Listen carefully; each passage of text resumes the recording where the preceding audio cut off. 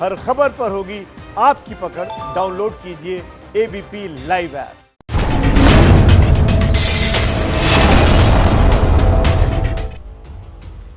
नमस्कार, आप देख रहे हैं एबीपी न्यूज। आपके साथ हूं मैं रुबिका लियाकत। आप सभी का बहुत बहुत स्वागत है सीधा सवाल में।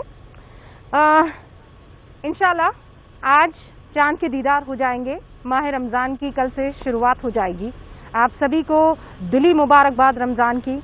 ये इबादत का महीना है, लेकिन ऐसा पहली मर्तबा होगा मुझे लगता है इतिहास में, जब पूरी दुनिया में मुसलमान, चाहे वो नमाज पढ़ना हो, चाहे वो इबादत करना हो, चाहे वो सहरी हो, चाहे वो रमजान से जुड़ा कोई भी काम या एक्टिविटी हो, वो घर में रहकर करना होगा।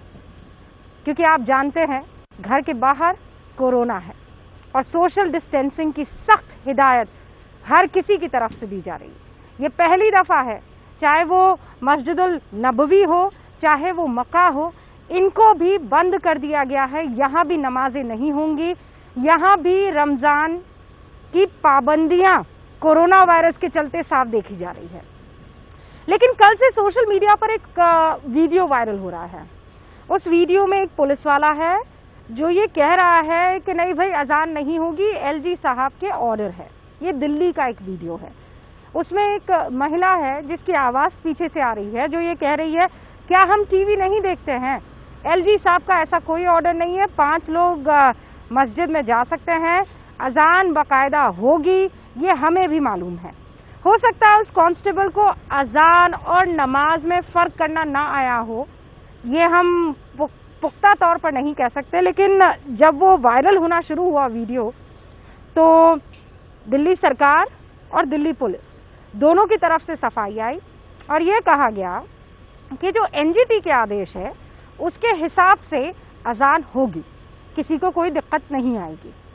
लेकिन नमाज के लिए जो लोग इकट्ठा होते थे, तरावी के लिए जो लोग इकट्ठा होते थे, जो रेला जो मेला लगता था, उससे सबको अब परहेज करना होगा। आज हमारी बहस इसी पर है, क्योंकि कई ऐसे बुद्धिजीवी हैं जो अब आ गए हैं मार्केट में और खुलेआम ये कह रहे हैं कि बताइए भाई अजान नहीं होगी तो कैसे चलेगा। अरे भाई, हर चीज में जरूरी है मुसलमानों को डराना? इत्मीनान तो रखिए। इसी पर बहस, खास मेहमान हमारे साथ जुड़ चुके हैं। ये रिपोर्ट और फिर मेहमानों से आपका तारुफ।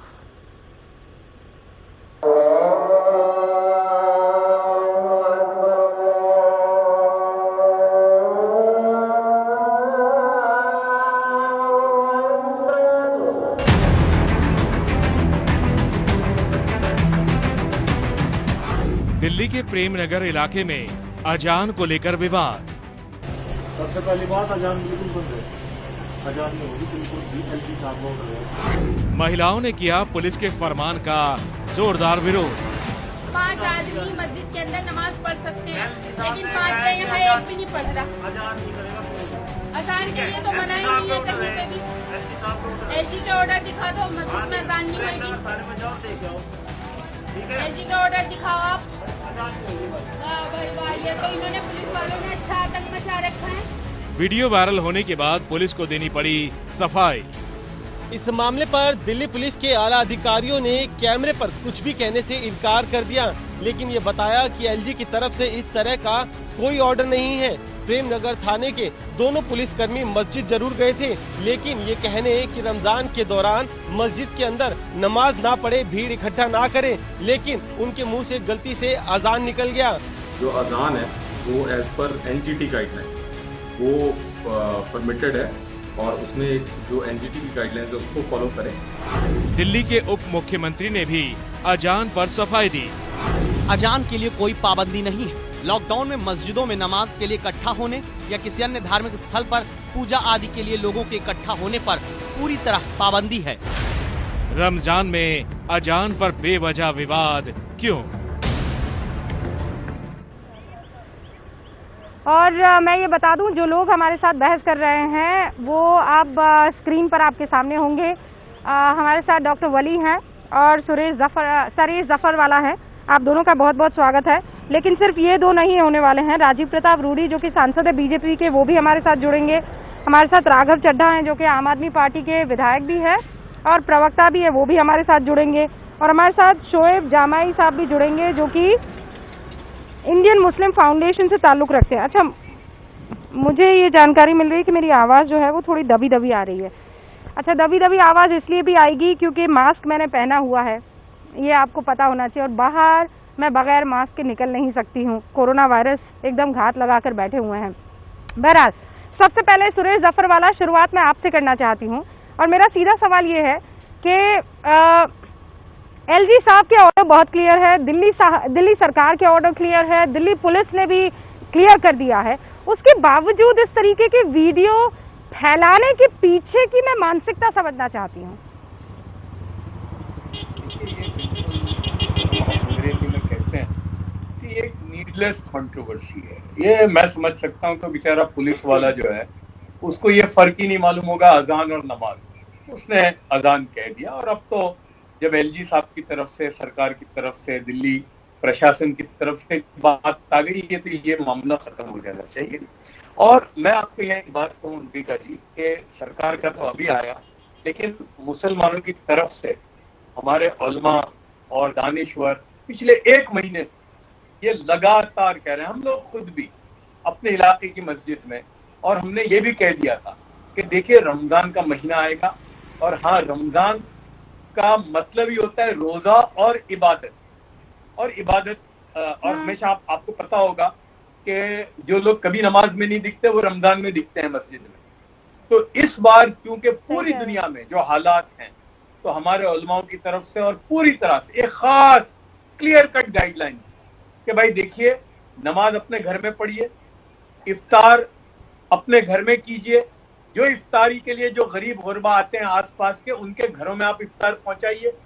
इफ्तार पार्टी नहीं होगी, और तरावी की नमाज जो सिर्फ रमजान में होती है रात को ईशा के बाद, वो भी अब जो है अब आप अपने घर में पढ़ेंगे। तो ये एक बहुत ही क्लियर कट और बरसरे आम ये बात आ गई है।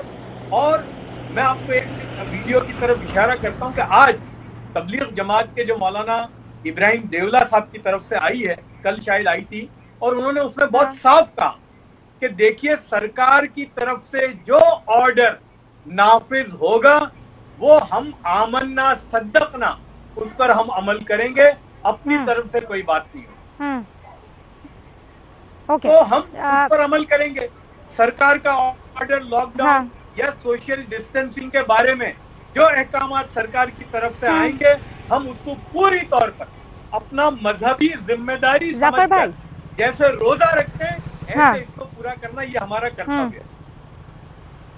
ओके, जफर भाई, काश के मुसलमान इतना स्ट्रांगली कनेक्टेड होता, इतनी शानदार की उसकी नेटवर्किंग होती कि एक शख्स एक लीडर के तौर पर देखा जाता और वो जो कह देता तो हर कोई मान लेता कि ये हमारे उलेमा हैं, ये सबसे बड़ी बात कह रहे हैं। लेकिन आप जानते हैं शोएब भाई, मेरी आवाज आप तक पहुंच रही है? हाँ, अब ठीक है, अब ठीक है। शोएब भाई, ये सवाल मैं अब आपके पास लेकर आना चाह रही हूँ। रमजान की बहुत बहुत मुबारकबाद शोएब भाई, दुआओं में याद रखिएगा। लेकिन मैं ये कह रही हूँ कि मान लीजिए कि एक मौलवी की तरफ से, और बहुत सारे ऐसे इमाम हैं, मौलवी हैं, काजी है, मुअज्जिन हैं, जो अपनी तरफ से लोगों को कह रहे हैं कि भाई इस रमजान अपने नफ्स पर जैसे काबू रखते हो, अपने पैरों पर भी काबू रखना, घरों से बाहर मत निकलना। मेरा ये सवाल है कि वाकई, और प्लीज आप मुझे बहुत सोच समझ कर इसका जवाब दीजिएगा, क्या वाकई हमें जब कीर्तन नहीं हो रहे हैं, अरदास नहीं हो रहे हैं, मास नहीं हो रहे हैं चर्च में, तो अजान की भी क्या सच में इस तरीके से जरूरत है? 1400 साल पहले तो लाउड स्पीकर नहीं थे। हम अपने बूते पर रोजा इफ्तार या सहरी नहीं कर सकते हैं।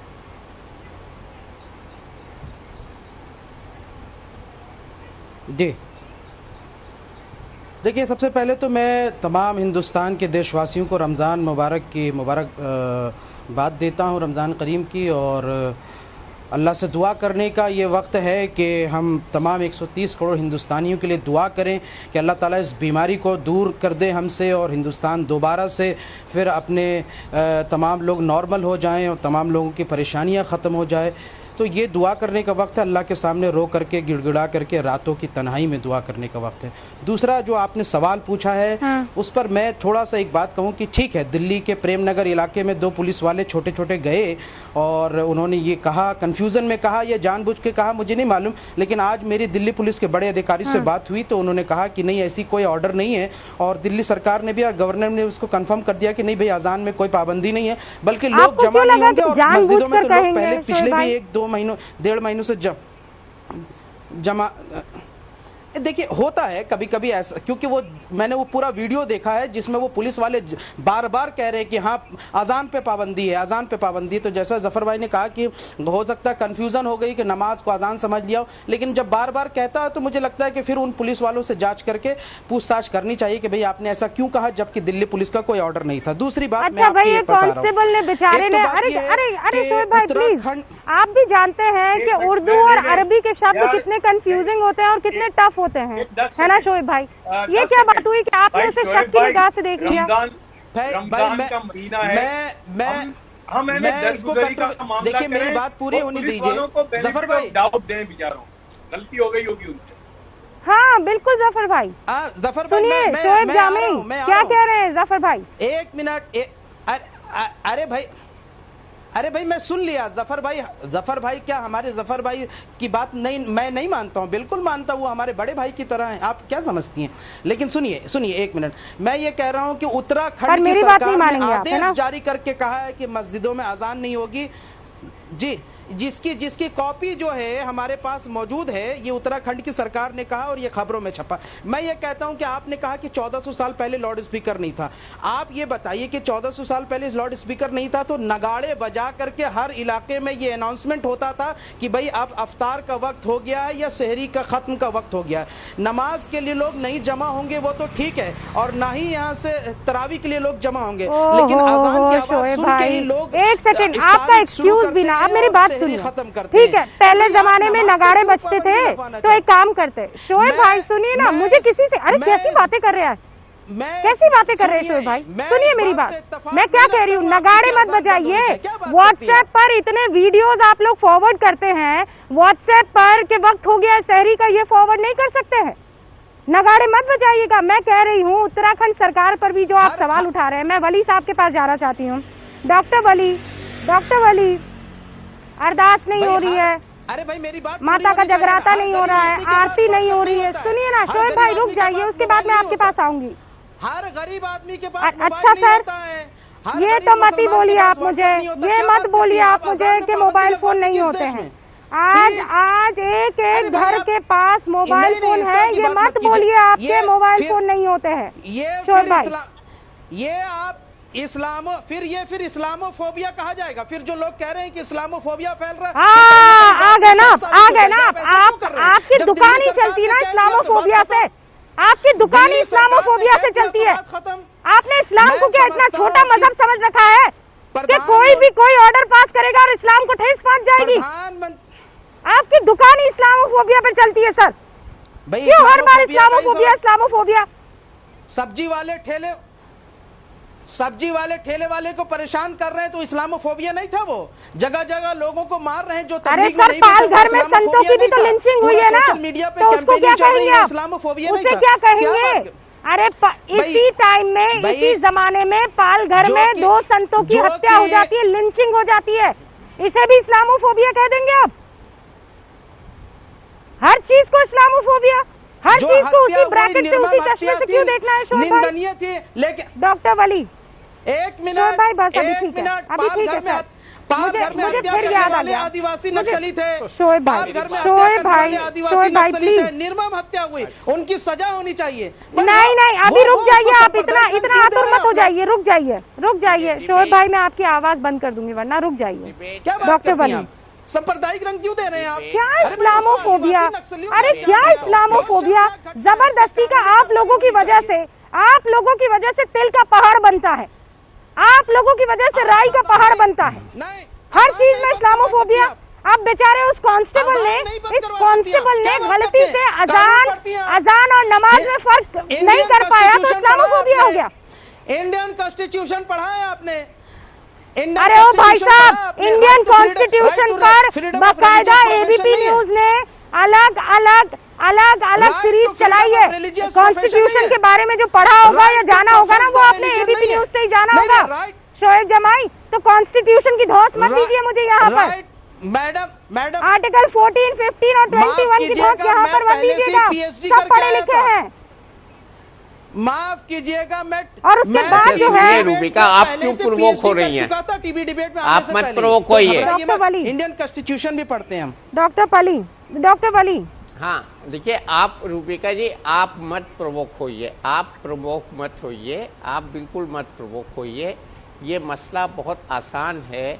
हमको रमज़ान में इसी बात की प्रैक्टिस करनी है कि सब्र करेंगे, शुक्र करेंगे, इबादत करेंगे, लड़ाई झगड़ा नहीं करेंगे, झूठ नहीं बोलेंगे, ज़िना नहीं करेंगे, कम खाएंगे, खुदा की इबादत करेंगे। और वो ये जो हालात हैं इस रमज़ान में, ये किसी ने भी नहीं देखे होंगे अपनी लाइफ में। एडमिनिस्ट्रेशन को इस बात के लिए बिल्कुल हम अपनी किसी हरकत से मजबूर न करें कि वो सख्त कदम उठाएं। मौलाना देवला साहब का बयान जो भी रेफरेंस आया है वो बिल्कुल ठीक है। जो जैसा स्टेटस को होती है एडमिनिस्ट्रेशन वैसे ही रखता है, कोई इसमें चेंज नहीं होता है। इसलिए कोई घबराने की, लड़ाई झगड़े की कोई बात ही नहीं है। अगर हम इसको इशू बना लेंगे तो हो सकता है फिर इस पे ज़्यादा गड़बड़ हो जाए। तो सब्र के साथ, आराम के साथ घरों में इबादत करनी है। आप सही कह रहे हैं। बहुत ही बैलेंस्ड वे में इबादत करनी है। गरीबों को ख्याल करना है, लोगों को खाना पहुंचाना है। हमें बहुत अच्छा काम करना है इस रमज़ान में और खुदा की तरफ मुतवज्जे रहना है, एक दूसरे की खिदमत करनी है। और आपने जो कहा, पैर बिल्कुल बंधे रखने हैं, बाहर नहीं निकलना है, न इफ्तार के बहाने, ना नमाज के बहाने, ना और रात को भी नहीं घूमना है, रात को चहलकदमी नहीं करनी, इबादत करनी है। तो बहुत ही कसम पुरसी का रमज़ान है। और गरीबों के लिए तो ये बहुत ही ख्याल रखने का है हम लोगों का कि भाई अपने पड़ोसी, रिश्तेदार और आसपास के लोग कोई भूखा न रहे, और उनको माली हालत से भी मदद करने का ये ट्रेनिंग है। इसमें बिल्कुल डॉक्टर वली, मुझे अभी जानकारी मिली है, हाँ, स्टेटस मुझे अभी जानकारी मिली है कि राघव चड्ढा और राजीव प्रताप रूडी ये दोनों भी मेहमान हमारे साथ जुड़ चुके हैं, क्योंकि जब तक मुझे एहसास था तब तक ये दोनों हमारे साथ जुड़ नहीं पाए थे। तो राजीव प्रताप रूडी साहब, मैं चाहती हूँ एक ओपनिंग रिमार्क आप दे दें, फिर राघव चड्ढा आप अपनी बात कर दें और उसके बाद मैं आगे बढ़ूंगी। राजीव प्रताप रूडी। धन्यवाद। मैं विषय नहीं समझ पा रहा था कि किस पर चर्चा है, लेकिन जहां तक मुझे अनुमान लगा बातों से, अंतिम क्षण की बातों से, कि देखिए ये त्योहार या ये पर्व और ये इस समय लॉकडाउन एक बेसिक हम रूल है इस सब के लिए। और किसी भी धर्म, किसी भी समाज, चाहे वो चर्च के लिए हो, गुरुद्वारे के लिए हो, मंदिर के लिए हो, मस्जिदों के लिए हो, तो एक बेसिक हम रूल है लॉकडाउन। और उसकी व्यवहारिकता से हम लोग वाकिफ हैं कि उसका लाभ और घाटा क्या हो सकता है अगर हम लॉकडाउन को सम्मान न करें या लॉकडाउन पर भरोसा ना करें। और प्रार्थना तो सबको करने का अधिकार है और वो किसी ने नहीं रोका है, न रोकने का कोई गुंजाइश है। लेकिन मैं जहाँ तक समझता हूँ कि और सभी लोग जो इस रमज़ान के महीने में जो इबादत करते हैं, प्रार्थना करते हैं, उन सबको तो थोड़ी इस बार की परिस्थिति अनुकूल नहीं है। और सरकार सिर्फ यही आग्रह कर सकती है उनके स्वास्थ्य के लिए, राज्य के स्वास्थ्य के लिए, देश के स्वास्थ्य के लिए, उनके परिवार के स्वास्थ्य के लिए, कि पब्लिक गैदरिंग ना हो, प्रार्थना घर में करे। और मैं लगता है कि ये व्यवहारिक है और इस पर तो कोई विवाद की गुंजाइश हो ही नहीं सकता जब सऊदी अरेबिया जैसा, जहाँ इतने ज्यादा वो कट्टरपंथी है, वहाँ भी सार्वजनिक रूप से प्रेयर्स की मनाही हो चुकी है और कई देशों ने किया है। तो मैं समझता हूँ कि भारत तो बहुत ही लिबरल है। हमारे यहाँ के, आपके समाज के लोग जो प्रार्थना करना चाहते हैं 24 तारीख से, मैं समझता हूँ कि सब बात इससे सहमति है। इसमें असहमति की गुंजाइश मुझे नहीं लगता है कि किसी कारणवश होना चाहिए। और हमें गर्व है कि आज की परिस्थिति में ये मुस्लिम संप्रदाय के लोग। राजीव प्रताप रूडी, अब यहाँ पर दो चीजें होगी। प्रार्थना के माने जो है वो नमाज भी होता है, और नमाज आप मस्जिदों में जाकर नमाज नहीं पढ़ेंगे, सोशल डिस्टेंसिंग का पूरा ख्याल रखेंगे, ये हर सरकार कह रही है। राघव चड्ढा यहाँ पर है। राघव, दिल्ली सरकार की तरफ से ये तो क्लियर कर दिया गया है कि अजान होगी, लेकिन नमाज पर मस्जिदों में बाकायदा पाबंदी रहेगी। लेकिन कितने लोग जा सकते हैं मस्जिदों में? पहली बात तो यह है कि देश इस समय और पूरी दुनिया इस समय एक ऐसे हालात से गुजर रही है जिसमें एक महामारी का प्रकोप हम सब पर छाया हुआ है, और दिल्ली वालों ने और हमारे देश ने, हमारे देशवासियों ने बड़ी मजबूती से कोरोना के खिलाफ अपनी लड़ाई में अपनी उपस्थिति दर्ज कराई है। ये लॉकडाउन का जो समय है, इसमें चाहे जो भी त्योहार आए, होली आए, दिवाली आए, क्रिसमस आए, गुरुपुरब आए, रमजान आए, ईद आए, जिस भी धर्म के फॉलोअर्स हैं, जिनका जो भी त्योहार इस लॉकडाउन के पीरियड में आएगा, उनसे तमाम सरकारों की यही गुजारिश है। और मेरे ख्याल से इसमें कोई विवाद या किसी प्रकार की बहस या डिफरेंट पॉइंट ऑफ व्यू की कोई स्पेस ही नहीं है, क्योंकि हर व्यक्ति इस बात से सहमत होगा कि कोई भीड़, कोई जमावड़ा किसी प्रकार का ना हो। रमजान का पाक महीना शुरू होने जा रहा है और हमारी सरकार का बड़ा स्पष्ट ये मानना है कि बिल्कुल सब लोग, जो लोग इस्लाम धर्म को मानते हैं, वो इस पूरी रमजान के पाक महीने में जो भी उनके प्रार्थना होती है, रूटीन होता है, उसे फॉलो करें। बस केवल इकट्ठा होकर नमाज नहीं पढ़े, मस्जिदों में नमाज पढ़ने के लिए जैसे भीड़ इकट्ठी हो जाती है, उसके लिए हमारी दरख्वास्त है कि वो कृपया ना करें, क्योंकि देश इस समय एक लॉकडाउन के पीरियड से गुजर रहा है। और यदि इस लॉकडाउन के पीरियड में यदि होली भी आए, दिवाली भी आए, जिस भी धर्म के लोगों का त्योहार इस लॉकडाउन के पीरियड में आए, कोई भी व्यक्ति उस त्योहार को मुझे नहीं लगता मनाएगा, क्योंकि अभी भारत सरकार द्वारा और अन्य राज्य सरकारों द्वारा पूरी तरीके से लॉकडाउन लगा हुआ है। और मुझे पूरा विश्वास है कि इसमें ना कोई विवाद होगा और ना ही समाज के किसी भी तबके को इस प्रकार की सरकार की फिंगर्स क्रॉस की जा सकती है, इसमें फिंगर्स क्रॉस की जा सकती है कि किसी तरह का कोई विवाद ना हो, किसी तरीके की ऐसी कोई तस्वीर हमें देखने को ना मिले जो देश नहीं देखना चाहेगा। शोएब भाई, उसके बावजूद क्या अपने दिल पर हाथ रखकर बताइएगा, क्या ऐसा लगता है कि ये जो 30 दिन है, ये बार बार समझाने की कोशिश करती रहनी पड़ेगी कि घरों से बाहर मत निकलना, ना तरावी के लिए, ना नमाज के लिए, ना चहलकदमी के लिए, इबादत घर में करें और कहीं नहीं?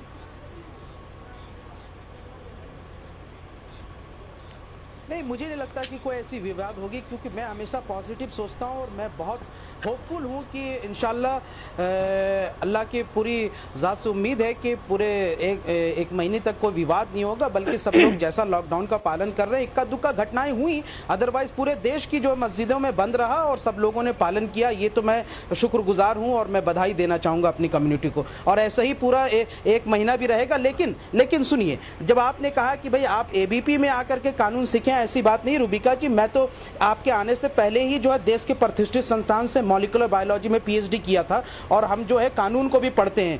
और जब विवाद तब नहीं होगा जब आप मस्जिदों पे पाबंदी अजान की नहीं लगाएंगे। अगर आप अजान पे पाबंदी की बात करेंगे तो विवाद होगा, क्योंकि ऐसा कानून में कहीं नहीं है। और सऊदी अरेबिया में भी अजान हो रही है, लोग अपने घरों में नमाज पढ़ रहे हैं, लोग कहीं जमा नहीं हो रहे, लेकिन अजान हो रही है। अजान की कहीं कोई पाबंदी नहीं। अजान सिर्फ एक सिग्नल है आपको बताने के लिए कि भाई आपके नमाज का टाइम हो गया, अपने अपने घरों में नमाज पढ़ लीजिए, नमाज का टाइम हो गया, आप रोजा खोल लीजिए या फिर यहां से सहरी खत्म कर लीजिए, बस। उससे ज्यादा कोई मसला नहीं है। मुझे लगता है प्रधानमंत्री मोदी जी भी इस बात को जानते हैं और वो खुद अजान को बहुत पसंद करते हैं, और मुझे लगता है कहीं पर ऐसा विवाद नहीं होगा। अगर उत्तराखंड की सरकार वो आदेश वापस ले ले तो मैं बहुत शुक्रगुजार हूंगा, और मुझे लगता है कि कोई विवाद की कोई गुंजाइश नहीं रहेगी और पूरा देश इस बात को मानेगा। और हम 130 करोड़ हिंदुस्तानी के लिए दुआ करेंगे कि अल्लाह ताला जो है हम सबको जो है इस बीमारी से दूर कर दे इंशाअल्लाह।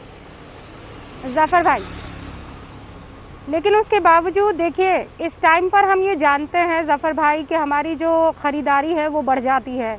मेरठ से वो तस्वीर आई थी, आपको याद है? एक लड़का था, एक बंदा था जो दिखा रहा था कि देखो चूड़ियों की बिक्री हो रही है, यहाँ किसी को कोई फर्क नहीं पड़ता है।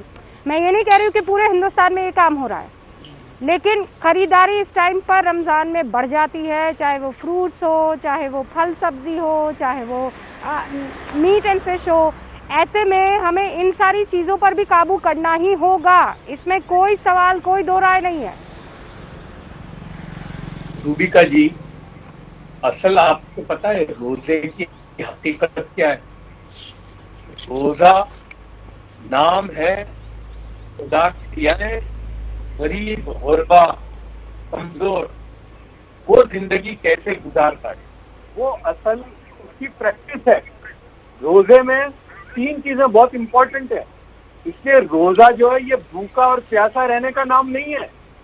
रोजा आंख का भी है, रोजा कान का भी है, रोजा हाथ का भी है, रोजा पैर का भी है कि मेरे पैर पे गलत जगह तो नहीं जा रहे, मेरा हाथ गलत जगह तो इस्तेमाल नहीं हो रहा, मेरी आंख गलत चीज तो नहीं देख रही, मेरे कान गलत चीज तो नहीं सुन रहे। इसलिए रोजा सिर्फ भूखा और प्यासा रहने का नाम नहीं है। और खास रोजे के साथ 3 चीजें बहुत इंपॉर्टेंट है, केयरिंग, शेयरिंग और कंपैशन। इसलिए जब हम दस्तरखान पर बैठे अपने या अपने टेबल पर बैठे तो हमारे टेबल पर या हमारे दस्तरखान पे तो 3-4 किस्म की वानगियां होंगी, लेकिन उस वक्त हम सोचें कि मेरे पास ये कितनी किस्म के जो खाने हैं, अभी इसी वक्त करोड़ों हिंदुस्तानी ऐसे हैं कि जो एक रोटी के टुकड़े के मोहताज हैं। तो रोजे के वक्त, इफ्तारी के वक्त अगर मुझे उस प्यासे और उस भूखे हिंदुस्तानी का ख्याल नहीं आता तो मेरे रोजे में कोई खोट है। तो मैं चाहूंगा कि हम एक प्लेज में कि हर आदमी एक फैमिली के घर के खाने का इंतजाम कर ले, इसलिए कि रोजा जो है वो कंपैशन, केयरिंग और शेयरिंग का नाम है। ये हमारी जिंदगी में और जब ये करेंगे ना, जो असल मीनिंग है, जफर भाई, ऐसे बहुत से मुसलमान होंगे जिन्हें इसके असल माने नहीं मालूम होंगे, क्योंकि रोजों का मतलब ज्यादातर यही समझते हैं कि जुबान से हमको काबू रखना है और शाम को जब इफ्तारी होगी उसके बाद से हम फ्री हैं।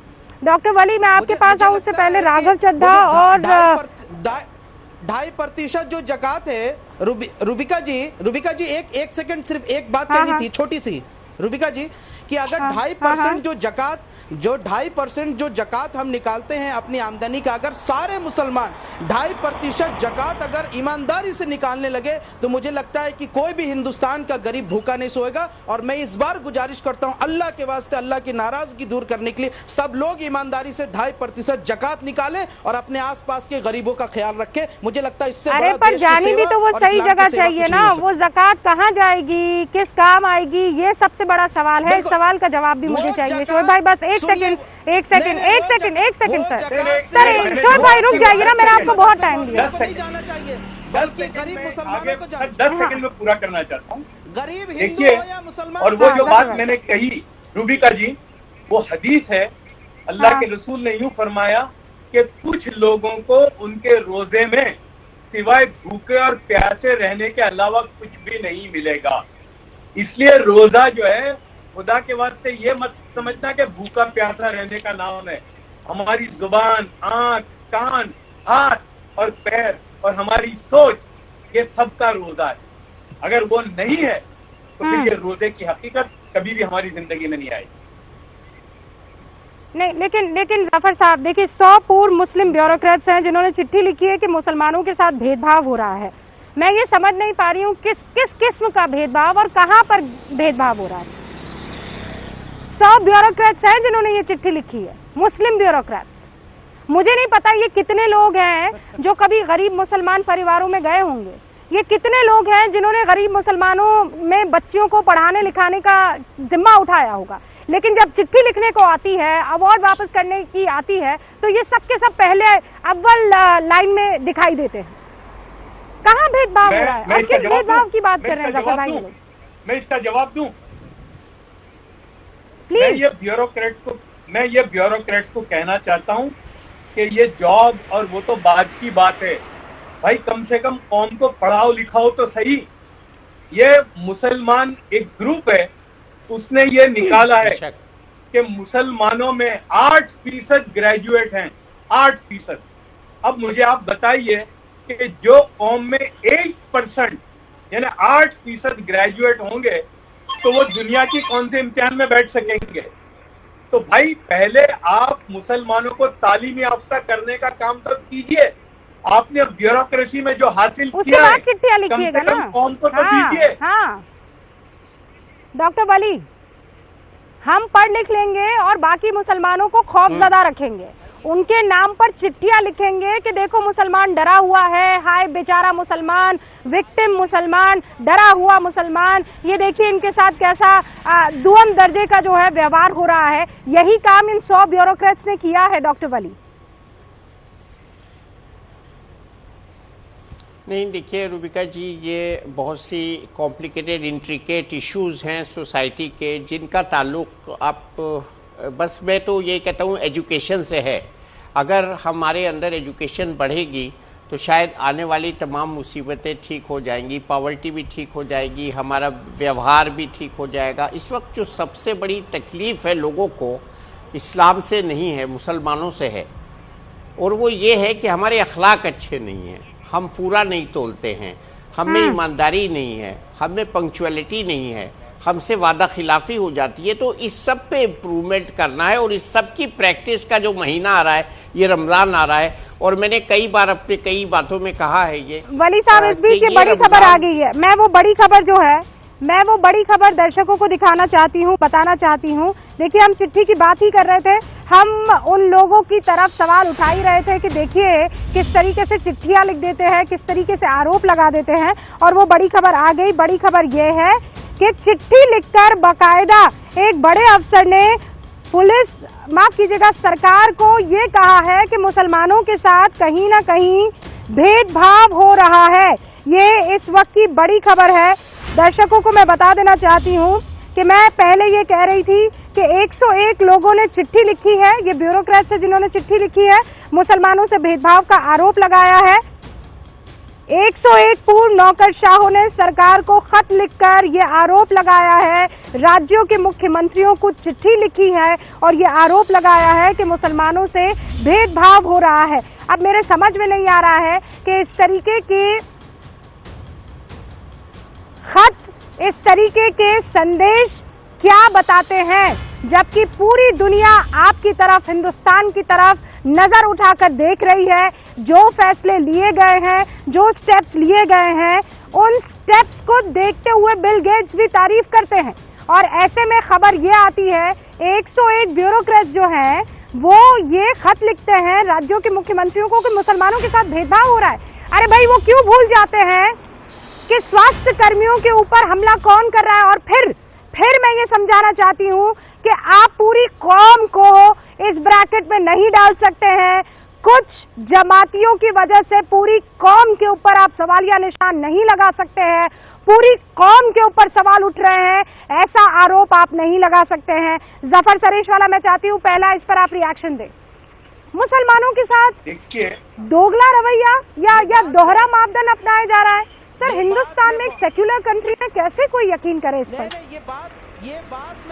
रूबिका जी, मैं मेरा ये सब्जेक्ट रहा है। नहीं मानिए, आपने बात नहीं मानी, आप ब्यूरोक्रेट्स लिख रहे हैं तो आप उस पर सवाल उठा रहे हैं।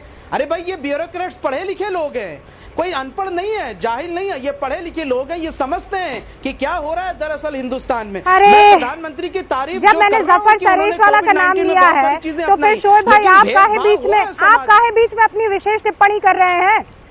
मैं उन्हीं पढ़े लिखे लोगों के दोहरे मापदंड को ही एक्सपोज करने के लिए यहाँ पर हूँ।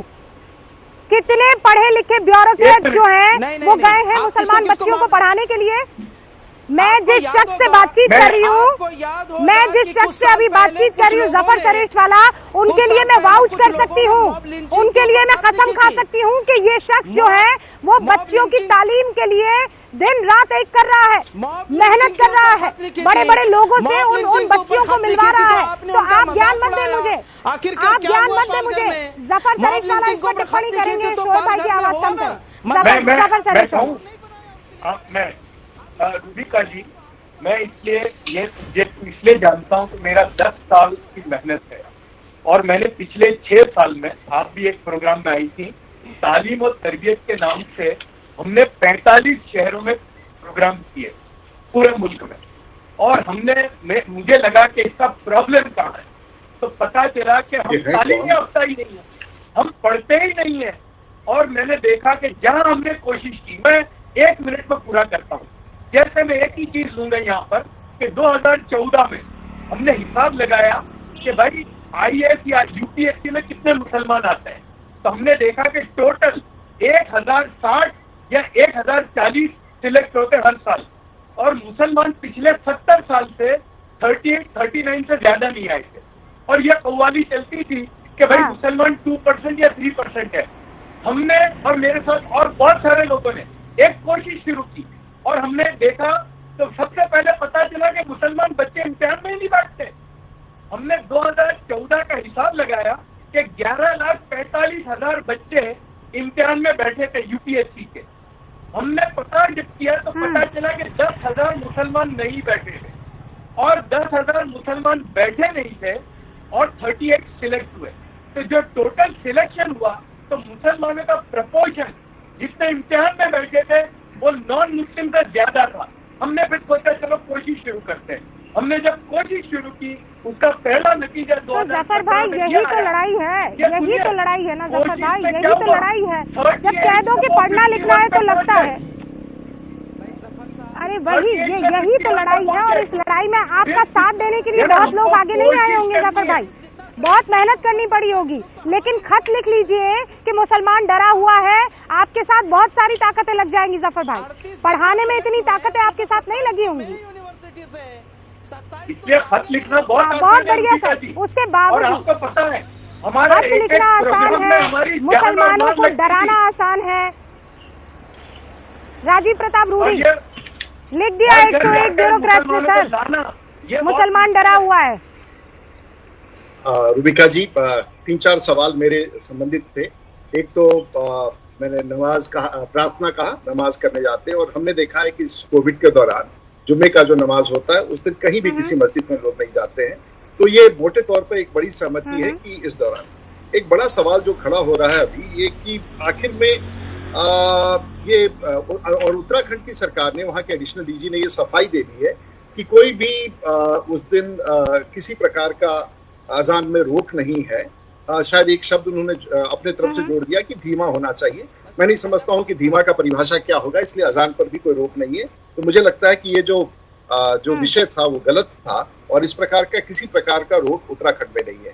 मैं सिर्फ मान्यवर ओके सर, मैं ये समझना चाह रही हूँ कि इसकी जिम्मेदारी किस पर आनी चाहिए। एक तो भेदभाव, इक्का दुक्का अगर कहीं पर कोई इंसिडेंट होता है इसका मतलब ये नहीं कि मुसलमानों के साथ भेदभाव होने लगा है।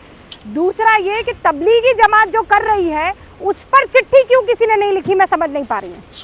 राजीव प्रताप, देखिए, आपने जो 2 मिनट का मुझे समय दिया और ये सूची जो आई है वो वायर पर आया है, और वायर के जो एडिटर है वो सिद्धार्थ वरदराजन, जिन्होंने जो अभी हाल फिलहाल 2 साधुओं की जो हत्या हुई थी उसको उन्होंने नोमैडिक ट्राइब घोषित करते हुए कहा था कि 2 नोमैडिक जो थे, जिन साधुओं को उन्होंने नोमैडिक करके पूरा बाईलाइन चलाया कि वो 2 नोमैडिक थे, उन साधुओं को कहा, उससे नोमैडिक्स को मार डाला गया।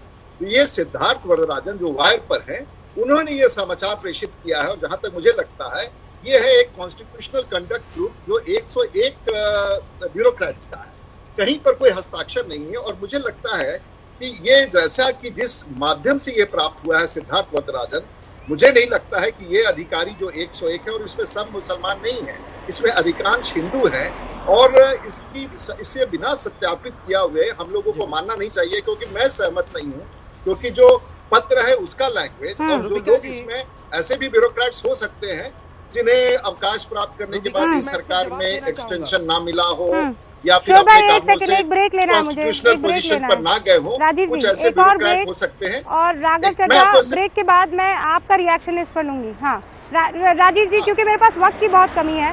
राघव चड्ढा, ब्रेक के बाद मैं आपका इस पर रिएक्शन चाहूंगी। 101 जो है ये कॉन्स्टिट्यूशनल कंडक्ट ग्रुप है, और मैं नहीं सहमत हूँ कि इसमें से सब लोगों ने इस पद पर सहमति बनाई होगी, और कहीं कोई हस्ताक्षर नहीं है। और हो सकता है कई ब्यूरोक्रेट्स ऐसे हों जो मुसलमान ना भी हों, और जो अवकाश प्राप्त करने के समय एक्सटेंशन की प्रत्याशा रखते हो, क्योंकि आजकल भारतवर्ष में देखा गया है कि अवकाश प्राप्त करने के पूर्व बहुत सारे ब्यूरोक्रेट्स संविधानिक पद पर ठीक है शोएब भाई रुक जाइए।